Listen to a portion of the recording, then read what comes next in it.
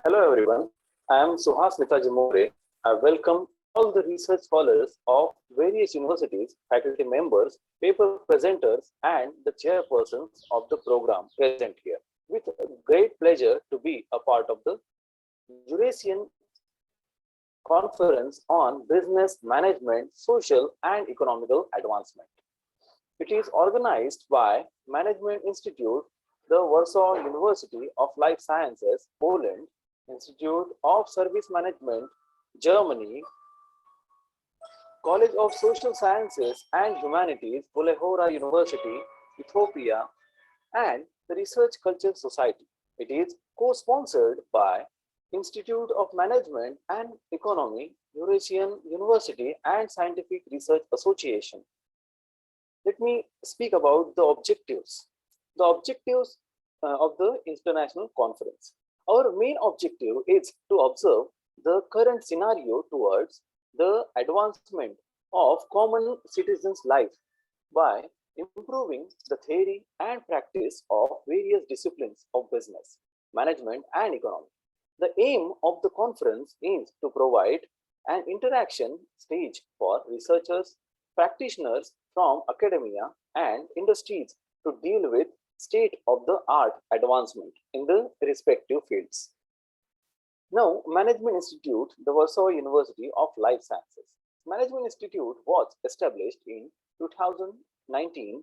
The institute, in its assumptions, conducts research as well as disseminates knowledge in the field of management sciences and quality. And in particular, knowledge management, digital management, or social corporate responsibilities. Let me talk about the Warsaw University of Life Sciences. It is the oldest agricultural university in Poland and the fourth of this type in Europe. Its origin date back in 1816 and are related to the establishment of the Agronomic Institute in Marymount. The advocates of the foundation were Stanislaw Staszic and Stanislaw Potocki, and its first director was Jerry Benjamin Flatt, one of the best experts in economic relations in the Kingdom of Poland. Let me talk about the Research Culture Society in brief. Research Culture Society is a government-registered scientific research organization. Society is working for research community at national and international level to impart quality and non-profitable services. Society has successfully organized 100 plus conferences, seminars, symposiums, and other educational programs at national and international level in association with different educational institutes. Educational institutes, colleges, universities are welcomed for Memorandum of Understanding, free to sign without any charge. For academic exchange, knowledge sharing, and collaboration to organize events with us, we are promoting the sponsoring educational events as well as publishing research work in collaboration. We also invite sponsorship from the industries, corporates, institutions, and government bodies for the educational programs. Let me talk in brief about the Bulehora University, Ethiopia. It was established to play its part in the national efforts of bringing quality and excellence in teaching, learning, research, community services, administrative functions, good governance, connecting the development of the cultural and natural resources with technology and its applications. Let me talk in brief about College of Social Sciences and Humanities. It is one among the 8 colleges having 5 departments.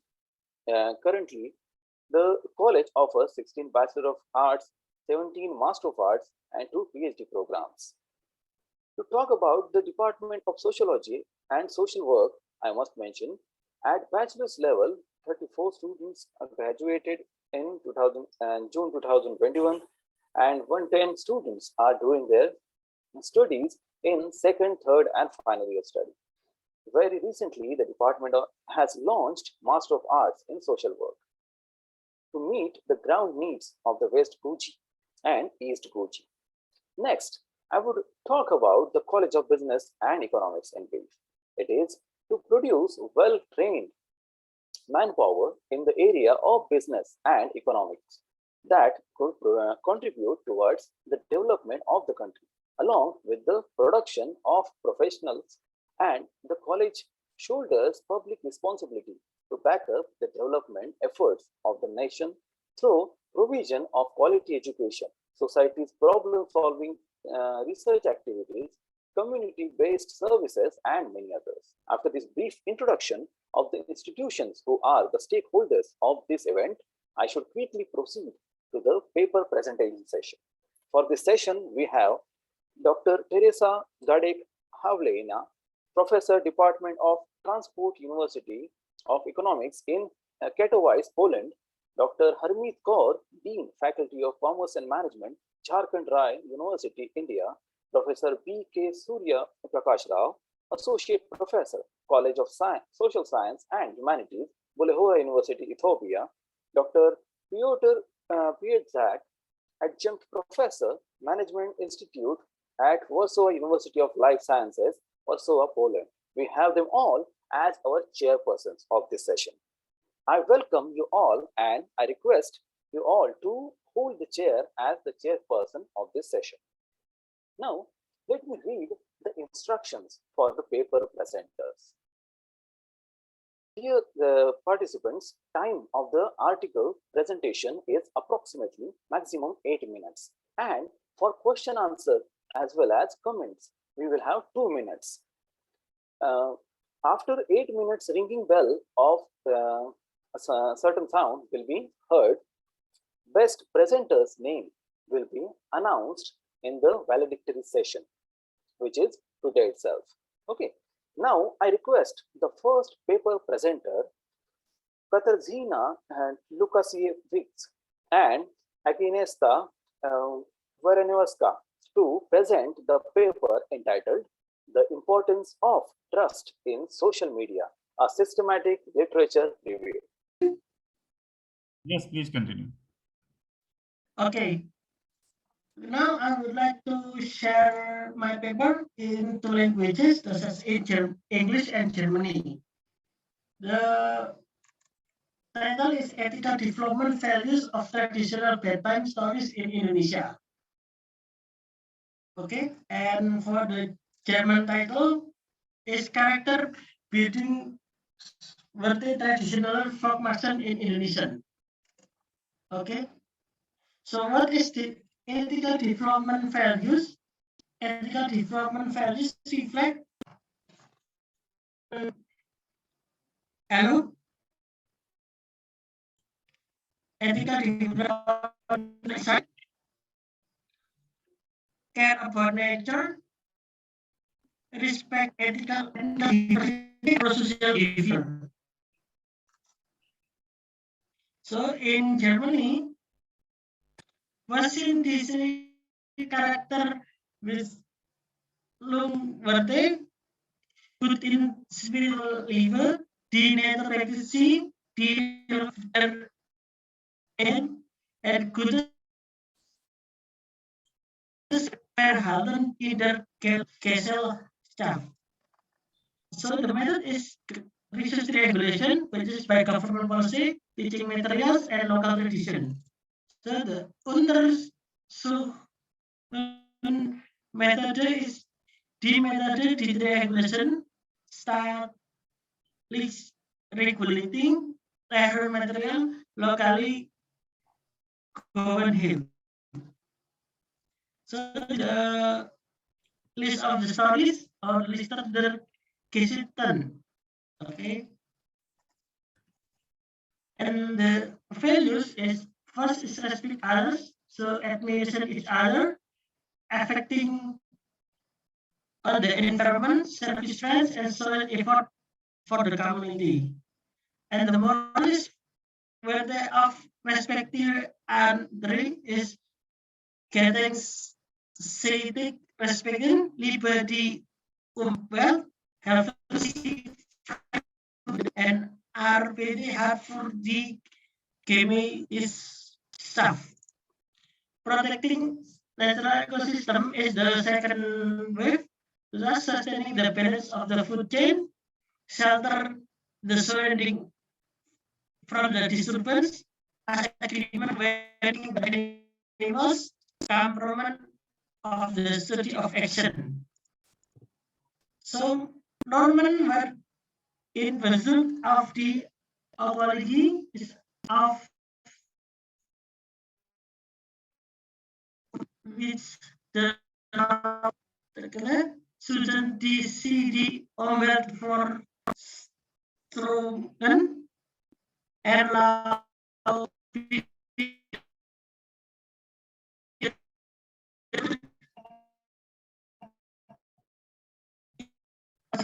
for parents, convey an analysis of the needs of parents and learning in the parental fullness. So this is the character Bildung zum respect for other dimension.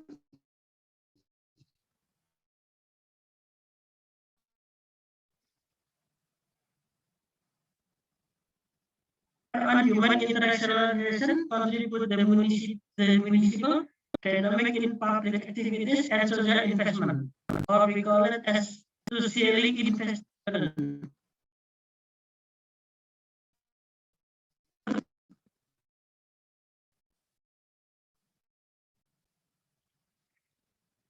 So in conclusion, ethical development in children-based studies related on solid work for the public awareness for their orders, and make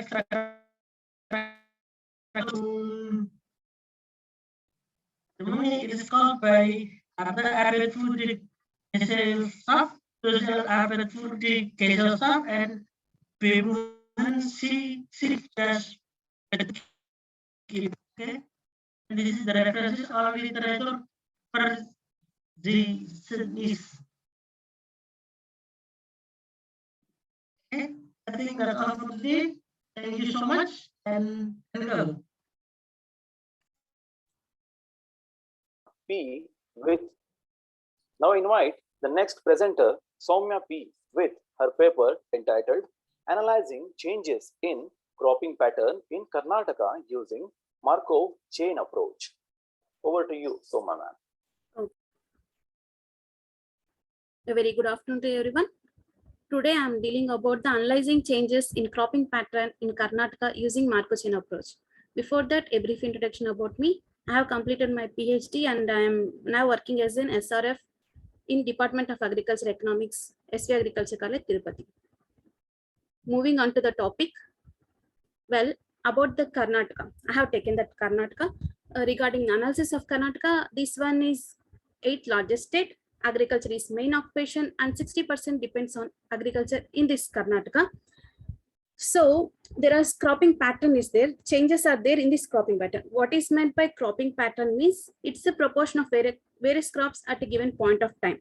Here I have taken cereals, pulses, oil seeds, spices and condiments, fibers, like that 8 cropping 8 crops, different varieties of crops, categories of crops, and also other crops, other categories. All the non-food crops are present in other categories.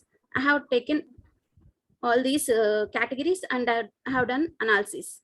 So cropping pattern is influenced by agroclimatic conditions.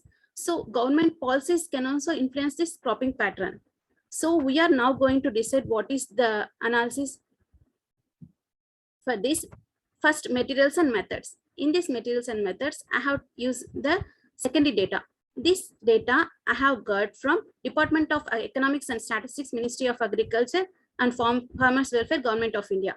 So entire data is taken from here, and I have taken a decade of data 2009-10 to 2018-19. And I have used the analytical tools such as compound annual growth rate, Kapak's instability index for instability analysis, then Markov chain approach. For this analyzing the changes, I have taken this. Compound annual growth rate, these are the results. Actually, these are the results. Some 3 tables I have presented. Growth rates and instability index in one table. Here it is. This growth rates and instability index. I have calculated growth rates through compound annual growth rates over the years that except cereals and pulse, oil seeds, all the other categories has shown positive growth rate. This that is means here cereals there is negative growth rate over the years minus 2.27%, whereas in oilseeds minus 3.73%. Irrespective of this, all the other categories have shown a positive growth rate. Then instability index. I have taken the COPAX instability index. Here all the categories have shown instability nearer to 40%. That is in between 38 to some 45 like that. So we can see that there is presence of high instability. If it is less than 10%, then low instability. Medium is some 30, 35. But it is showing some high instability. All the categories of crops, the areas under these categories of crops are showing high instability. Then after analyzing 10 years of data, we can get these results. This one is transition probability matrix for area under various categories. Here, in this, we can estimate that diagonal elements. Here, diagonal elements are there. These diagonal elements will represent the retention probability of a category. For example, here cereals. Cereals have showing 70.94 retention probability, whereas pulses are showing 61.49% retention probability of previous year share.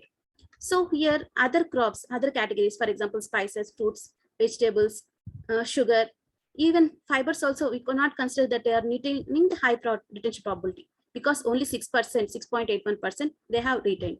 These diagonal elements will present the retention probability of the previous year's share. So except cereals, pulses, and oilseeds, all other categories are not maintaining the share.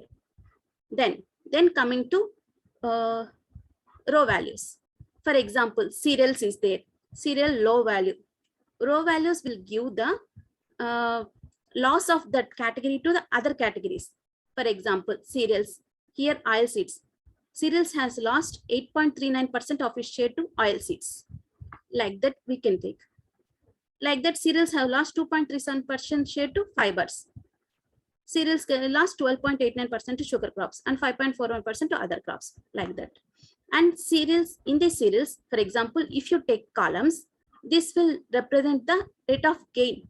For example, cereals has gained 70.89% from other crops, like that 35% from oilseeds and 9.89% from pulses. Okay, then here major shares means pulses have gained 67.9% of vegetables and 52.85% of fibers. Like that, major shares means oilseeds we can take. Oilseeds has gained 58.74% of the sugar. Like that, fibers have gained 55.10% of fruits and 40.79% of sugar crops. Like that, other crops has gained from the fruits 44.90%. Remaining are very less, 10 or so means we can leave that. 70, 50, 29% means they have gained so much share of that category. Like the transition probability matrix has given that how much quantity has been retained and how much is lost and how much is gained from the other categories over the years. Using this transition probability matrix, I have given the projections, predicted values for the next years. Next 5 years, I have given some projections. Based upon these projections, we can see this cereals has, I have marked these as green and some pink. Pink values are all decreasing. We can see that share of these crops is, area under share of these crops is decreasing. Okay, then green values will give the share of these crops are increasing. So for example, cereals, it is increasing over the years from 2019-20 to 2023-24. So spices and condiments, it's not showing a gradual increase, but it's showing increase. Whereas vegetables are also showing increase. And sugar crops, they are showing gradual increase. Other crops means irrespective of all these categories, other crops will include the non-food crops. Non-food crops are increasing. So steps must be taken to divert these non-food crops or other categories or else increasing the area under cultivation. So we can increase that area. One can brought into the cereals or spices or vegetables or anything. Here, main reason for increasing cereals means cereals here, millets are also included. So nowadays millets are growing. So People are becoming health conscious, and so cereals usage is increasing. Even sugars also, they are increasing. Their usage is also increasing. These two categories are showing, cereals and sugars are showing gradual increase. Whereas other pulses, fruits, oil seeds, and fibers are showing the decrease. Here we can see from 3,837 to 3,749. These are 1,000 hectares. So from this study, we can take that cropping pattern, what are all the categories are increasing, what are all the categories are decreasing, we can predict that. So government should be take policies based upon that. It should concentrate on that policies, and through extension programs it can contact farmers and it can change cropping pattern so that farmers can cultivate that. It can brought any more area under cultivation, and also they can concentrate more on the food crops, so there will be more food security in future. Okay, thank you. Any questions? Thank you, ma'am, Thank you. for your paper. Your paper is enriched with wisdom of the topic and caters a thorough knowledge. Now, I would like to request the chairpersons of the session to raise the questions. If Time poverty, Recording in progress.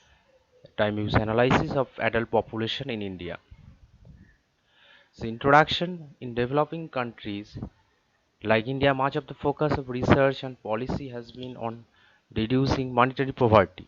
The relevance of time use arises in part from the understanding that individuals' well-being or standard of living is not determined only by income or consumption, but also by time.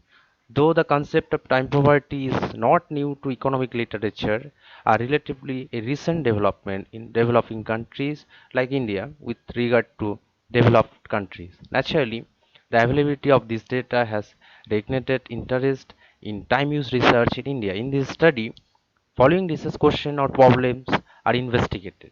What are the time poverty thresholds and rates for the entire adult population of India? Whether the differences in daily mean time spent in major activities are significant by broad activity statuses and gender for rural, urban, and entire adult population of India. Whether age, gender, marital status, sector, the level of educational attainment, work status, and household size affects the time poverty in India. Conceptual framework. Defining time poverty is a difficult exercise. It involves a number of theoretical and empirical considerations to be investigated. Though Vickery's seminal paper on time poverty 1977 is regarded as a major step toward analytically expounding the concept, its antecedents can be found in Becker's classical paper, which Recording in progress. the study is based on Time Use Survey 2019, the first survey of its kind conducted at all India level by the NSO. Data on time use was collected for 4,47,250 persons, rural and urban, of 1,38,799 households through personal interview method during January to December 2019, and it covered a period of 24 hours starting from 4 a.m. on the day before the date of interview to 4 a.m. on the day of the interview. Households were not stratified. At second step, the activities reported by respondents were codified following the International Classification of Activities for Time Use Statistics 2016. As the concern is with the time use of responsible adults in household, analysis of this study excludes persons under 18 who live with at least one parent and who do not have own children living in the household, leaving a sample of 3,57,991 respondents. Adult household members from the unit of analysis for this study. Each adult is classified in one of the three broad activity statuses, namely employed, not employed, and not in labor force, respectively, during the reference period. Methodology. This study proceeds in two steps. The first step consists of an examination of the time use pattern of the respondents by the type of the activities as classified in the TUS 2019 India. The focus has been on differentials in time use pattern by gender across work status and the consumption quintile of households in both the sectors, namely rural and urban. To proceed to the second stage of the study, the concept of time poverty has been operationalized to deal with various aspects of time poverty. The estimated households can then be used to classify people either as time poor or non-poor in respective sectors. A multivariate analysis has been done to find the important determinants of time poverty and discretionary time for adult persons in India. Results: time use patterns. In the not working or unemployed sample, male and female adults spend about 15 hours and 17 hours respectively in the necessary and committed activities. Male and female adults who are not in labor force spend about 14.5 hours and 19 hours respectively. Male and female employed adults spend about 20 hours and 21 hours respectively in necessary and committed activities. For almost all major activities, mean differences in the daily mean time spent are statistically significant at 1% level. Gender gap in the employed sample in the allocation of discretionary time was smaller as compared to that in remaining two categories. The overall result is that women end up spending more time on necessary and committed activities than men, whether they accept paid work or not. Figure 1 shows gender gap in mean daily time spent on necessary and committed activities by sample of paid activities and unpaid activities separately.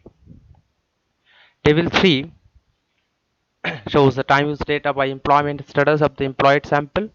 All the categories follow almost same pattern in necessary committed activities, although very small gender gap persists. Figure 1 shows gender gap in mean daily time spent on necessary and committed activities by sample of paid activities and unpaid activities separately. Based on a poverty threshold of 153 minutes per day, 60% of the median discretionary time distribution, time poverty is 24.94% for entire adult population in India. Time poverty is substantially higher among women as compared to men in respective categories. The employed women are more time poor than as compared to women of other categories, respectively 44.9%, 7.5%, and 18.2% respectively. Time poverty is higher among women than men in rural areas as well as urban areas. These are the tables which I am talking about. The daily mean time spent per person in different major activities by broad activity status and gender. This is rural sector, this is urban sector, and this is for total population. This is figure 1, paid unpaid activities.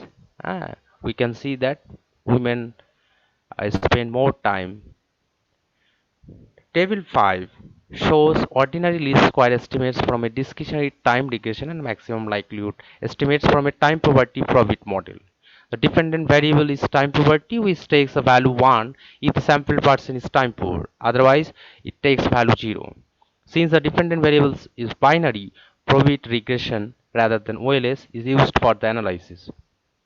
The employed persons are more likely to be time poor than those not employed or not in labor force. It is mainly because the unemployed or not in labor force persons spend less time on necessary and committed activities. Women are more likely to be time poor than men because of their burden of responsibilities on unpaid domestic services and also other necessary and committed activities. This is the table 5, multivariate analysis, discretionary time continuous regression and time poverty profit. We can see that education, age, marital status, household size, except sector, all are significant. uh, s- and for continuous discretionary time regression, all the variables are significant at 1% level. The conclusion: the finding of this research has shed light on the topic of time poverty in India and lead to some interesting conclusions. The study's first major finding is that women spend more time in the necessary and committed activities than men, whether they are employed or not. As a result, in both circumstances, women are more time poor than men. Certain activities such as unpaid domestic services, foods and meals, management and preparation, indoor cleaning, etc., appear to be women specific, most likely due to socio-cultural factors. Regardless of their employment status, women are required to perform these activities. This finding has two noteworthy implications that are likely to influence school enrollment decision of women. The decision to enroll in a school is influenced by a variety of factors, including the opportunity cost of education. One component of this opportunity cost is monetary value of hours worked at home. Thank you all for listening. This is my paper presentation. Thank you, sir. It is Katarzyna Łukasiewicz, and together with Agnieszka Werenowska, we have prepared an article about the importance of trust in social media, a systematic literature review. Trust is growing in importance nowadays. It is visible in many areas of life: sociology, economics, management, and psychology. Social media are an essential part of the life of modern generation and are also a very popular communication channel around the world. The aim of this study is to show the relationship of trust in various areas of social life in the context of contemporary life in the space of social media. Next slide, please. The article presents a systematic review of the literature. It was conducted to analyze peer-review scientific journals of trust and social media using content analysis to elucidate the importance of trust in social media. In selected articles, a link was found between social media and trust. Next slide. The method of the systematic literature review was used in the research. The research was queried of the ProQuest database based on the following keywords: trust and social media. Peer review scientific journal were searched in the period from December 2018 to December 2020, narrowing the research down to the topic of communication. It should be added that all articles were written in English. One of the criteria indicated was the presence of articles in the social science database. The last filtering element were the titles of publication referring to social media and society and communication research trends. Ultimately, a total of articles being generated, 4 of which relate to the formulated research problems were qualified. Next slide. The obtained results were sorted in terms of obtaining answers to the following question: do social media play a role in building trust among young people? Are social media a channel for transmitting fake news? Is trust the basis for interpersonal communication and indicator of a relationship? Do social media matter if specific life situation? Can we build trust based of information transmitted from the world of science via social media? Do social media facilitate the flow of information between people and political elites? Does trust in the government increase as a result?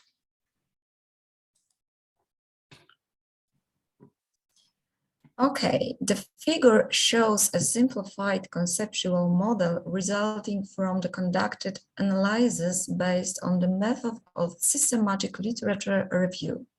It consists of four interrelated elements: young users, disabled athletes, politicians, and the world of science, all of which are surrounded by two key elements, such as social media and trust. The creation of the model was the basis for the analysis, deliberations concerning the content of articles generated by the system under the method used.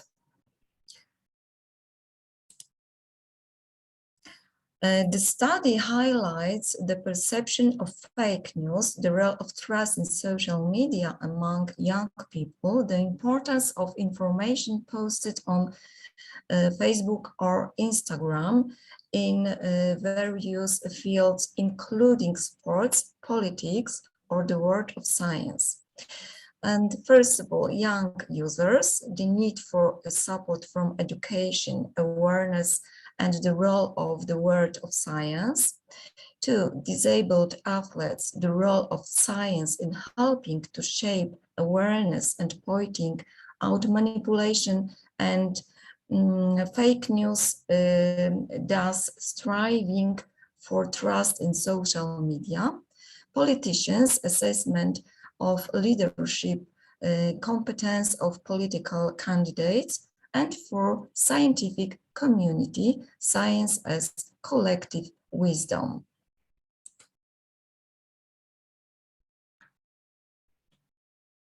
The figure presents a conceptual model containing four constructs: young users, disabled athletes, politicians, and the world of science. In each of them, the main needs related to the sense of trust in social media were distinguished. Among young users, attention was drawn to the need for support in the area of verification of the information contained in social media and the elimination of threats resulting from the dissemination of fake news. In the group of disabled athletes, the problem of shaping the image of an athlete with a disability inadequate to the reality was identified, and despite broad social changes taking place in the 21st century, the article point out the emergence of stereotypical models of a disabled athlete, which are then difficult to change or eliminate. In this process, a huge role of science is seen, which consists in shaping awareness of the actual image of an athlete with a disability. And people from the world of politics have long been in a precarious position in terms of public confidence. The authors of the article point to the possibilities offered by social media, such as Facebook, Twitter, or Instagram, to renew people's trust in politics through a possible revival of political communication through the above-mentioned media. Politicians are gaining new ways of obtaining information about citizens' needs, which is necessary to make right political decisions. And inversely, citizens are given additional guidance to judge the credibility and professional skills of politicians based on attributes such as leadership, responsiveness, integrity, and competence. It may be helpful in this process to use the trust of the content recipients in the world of science, which was described by the author of the previously discussed article as collective wisdom. Science should be a kind of a catalyst for trust in institutions that shape social policy. The institutional model created by all of them should be based on common assumption about whom to trust, what to trust, and how to build trust. Summarizing trust in a complex concept relating to beliefs and expectations. Its use in many contexts and meanings. The universality of this concept means that in the literature on the subject there are many deliberations and analyses that indicate the relationship of the concept of trust with the reputation of the source and credibility. The authors of the article reach similar conclusions, emphasizing the huge role of science in the process of verifying information from various media, in particular from social media. And conclusions. The analysis of the content of individual articles has become the basis for the following conclusions. There is an explicit link between social media and trust. Young users treat social media as a platform for communication with their peers. Due to the constant presence in social media, young users can select information and pick up so-called fake news. The role of science in building trust in social media as a selector of information is emphasized. There is no relationship between education on work experience and trust in social media. There is a relationship between the world of politics and social media. It's based on the presentation of social expectations, which, if they are met, increase trust, if not decrease. Trust, even if built over years, can be destroyed in a much shorter time. Its reconstruction is a long process and sometimes is impossible.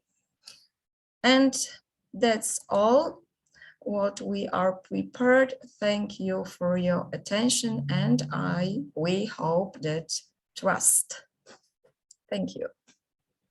Thank you so much, ma'am, for your presentation. Your work shows the depth of your knowledge. Now, I request the present scholars and the chairpersons, if there are any questions to the presenter, you can ask them. The very modern method, and I think in the future researchers should use this method. I think we need to give a lot of time using this method.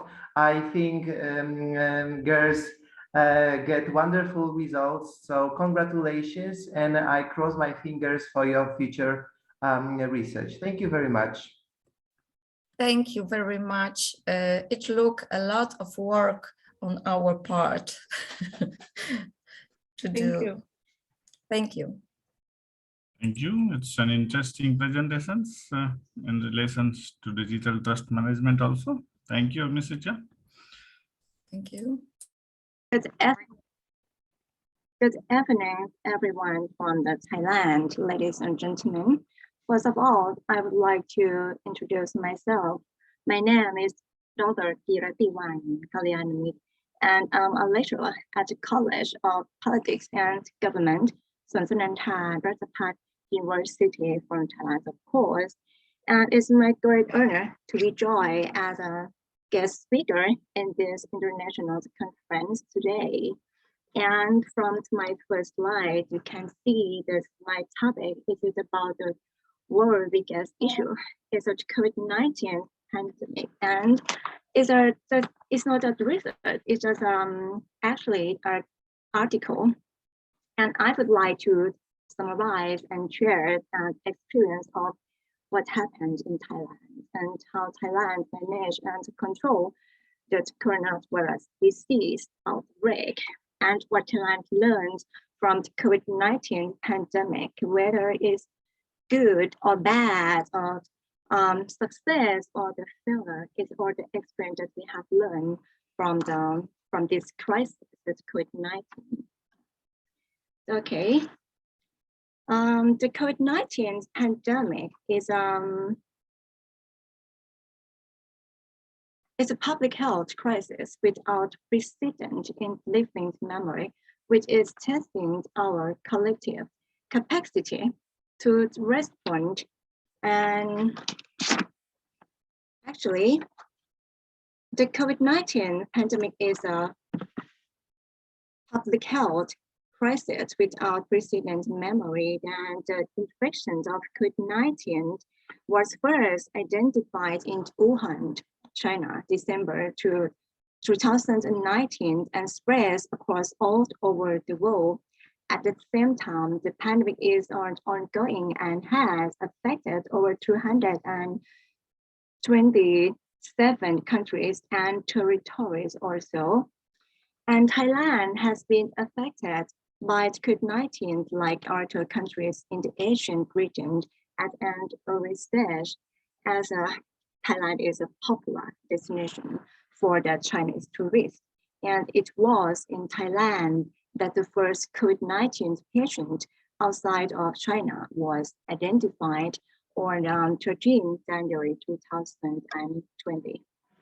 Thailand's response to the COVID-19 pandemic has been guided by the integrated plan for the multilateral cooperation for the safety and mitigation of the COVID-19, which was drafted by the Ministry of the Public Health.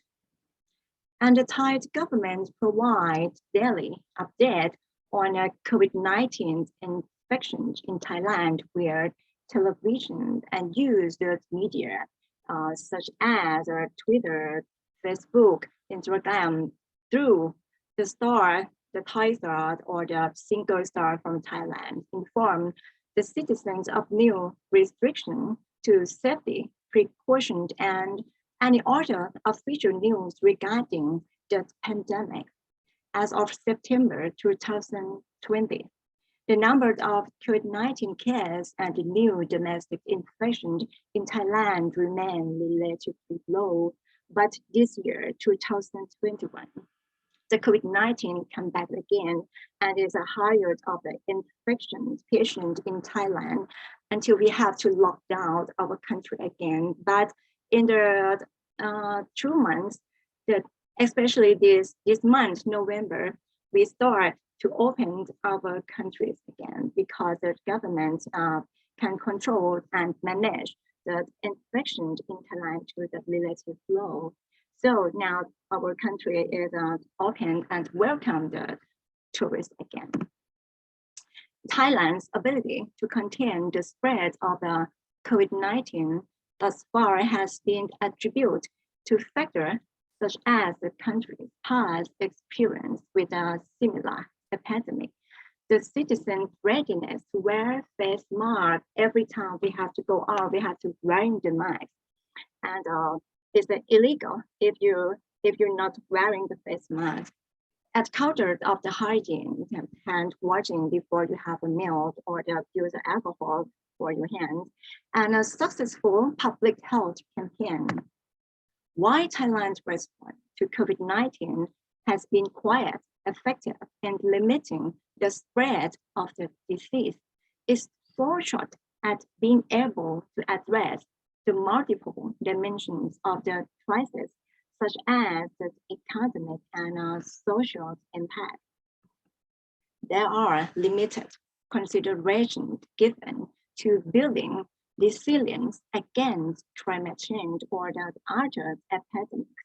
Thailand's success in containing COVID-19 can be partly attributed to its public health system and to VHV is our village health volunteer It's meant the leader of the people in the village, in the local, in each village, and they has an ability in their knowledge of the healthcare public to work in this organization, and we call village health volunteer. It's a benefit from collaboration with local community leaders and civil society organizations to work together, cooperation. This suggests that one opportunity for enhancing resilience in Thailand is to strive for more multi-level governance and that's engaged with various stakeholders and to support grassroots and community level network. And I have to explain about this grassroots. The grassroots in Thailand is mean for the some people who lack from the income, low income, low economy, and maybe lack of the education.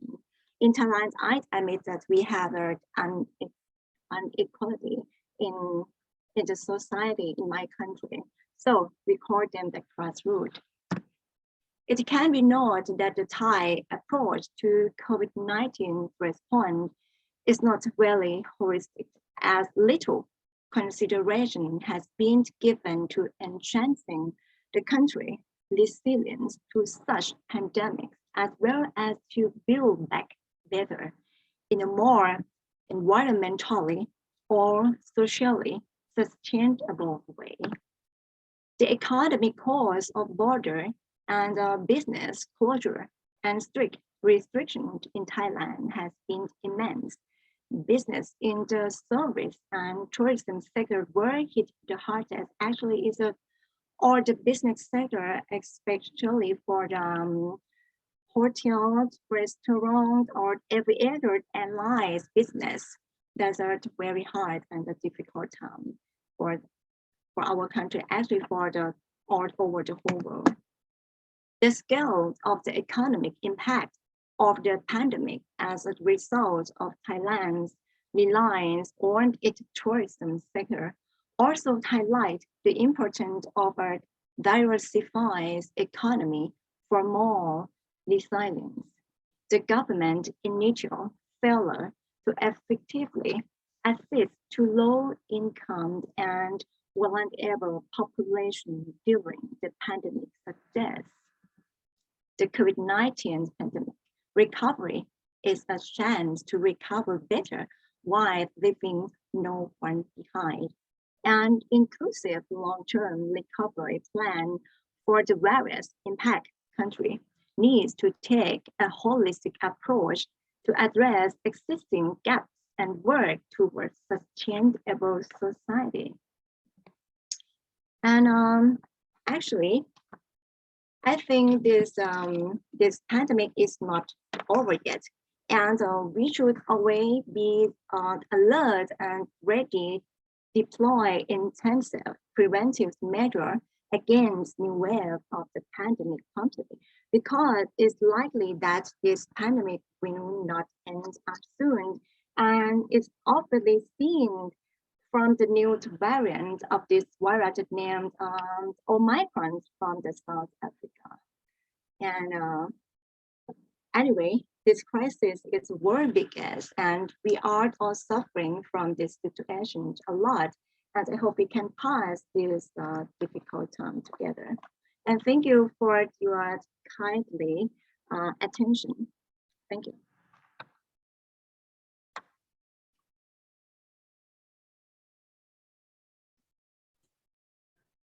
Thank you.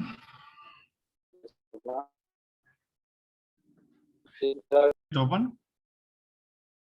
Just a minute.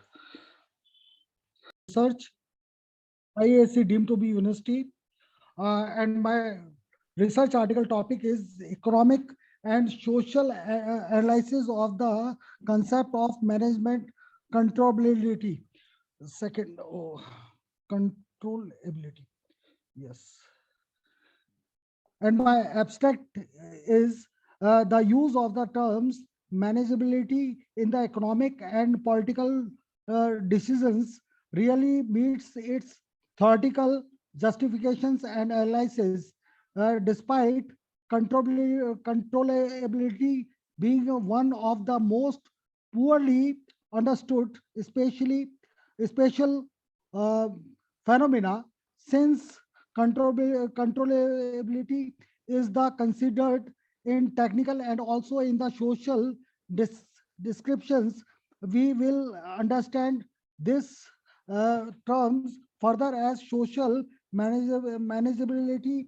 The classical definition of the management as the subordination of the object to the management goals and the objectives of the subject of management does not include the concept of manageability.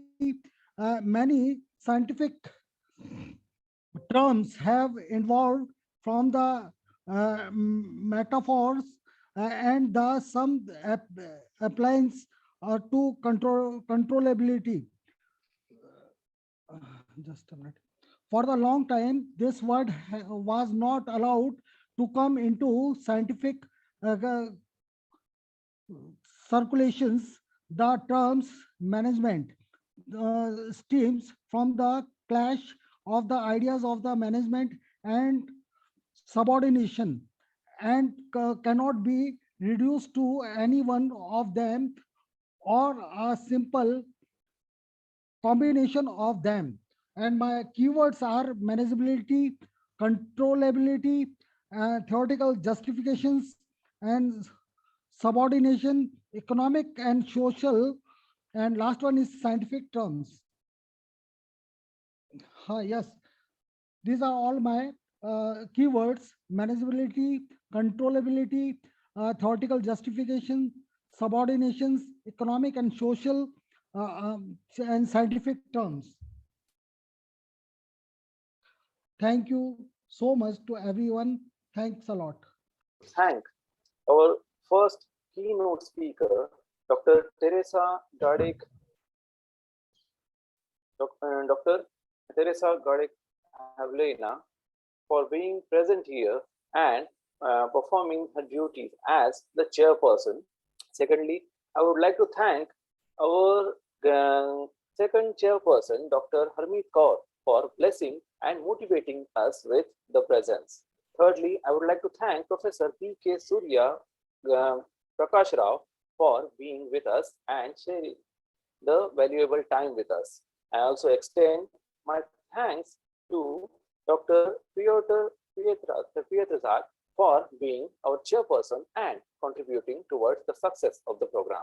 Next, I would like to thank all the research scholars who presented the papers in here and the research students who have shown interest in taking part in this event and making this event a success. Last but not the least, I would like to thank all the organizing team as well as the institutions who collaborated to make this event a success. Now, let me read a short note. All the participants have 20 more days time till 20th December 2021 for submission of the final article paper for publication. Publication process will start after all selected articles or papers converted as per standard publication format.